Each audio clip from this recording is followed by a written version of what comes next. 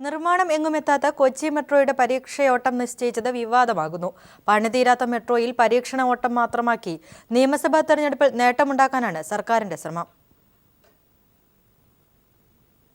ആദ്യം പറഞ്ഞത് ആദ്യഘട്ടമെന്ന നിലയിൽ ആലുവ മുതൽ തൃപ്പൂണിത്തറ വരെ പരീക്ഷണാടിസ്ഥാനത്തിൽ മെട്രോ ഓടുമെന്ന്. ആദ്യഘട്ട മെട്രോയോട്ടം പിന്നെ ചുരുങ്ങി മഹാരാജാസ് വരെയായി.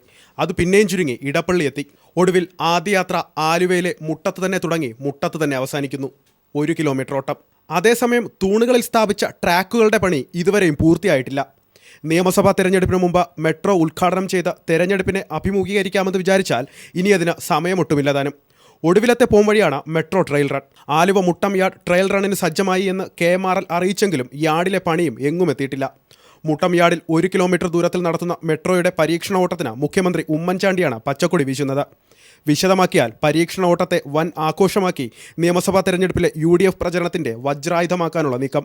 23-ന് ഓടാനുള്ള 3 കോച്ചുകളുള്ള ട്രെയിൻ ആന്ധ്രാപ്രദേശിലെ ശ്രീ സിറ്റിയിലെ അൽസ്റ്റോം പ്ലാന്റിൽ നിന്ന് ഗതാഗത മന്ത്രി ആര്യാടൻ മുഹമ്മദ് ഇന്ന് ഏറ്റുവാങ്ങും. ആദ്യ ഓട്ടത്തിന് ശേഷം 3 തരം പരീക്ഷണ ഓട്ടങ്ങളുടെ വിജയത്തിന് ശേഷവുമാണ് തൂണുകളിൽ സ്ഥാപിച്ച ട്രാക്കിലെ പരീക്ഷണ ഓട്ടം നടക്കുക. അപ്പോൾ കാലമെത്ര കഴിയുമെന്ന് അവ്യക്തം. ഒരു ജനതയുടെ സ്വപ്നമാണ് കൊച്ചിൻ മെട്രോ എന്ന കാര്യത്തിൽ സംശയമില്ല. എൻ്റെ പിന്നിൽ കാണുന്ന ഈ മുട്ടത്തെ യാർഡിലൂടെയാണ് ഈ മാസം 23-ാം തീയതി കൊച്ചിൻ മെട്രോയുടെ ട്രയൽ റൺ നടക്കുന്നത്. നല്ല കാര്യം.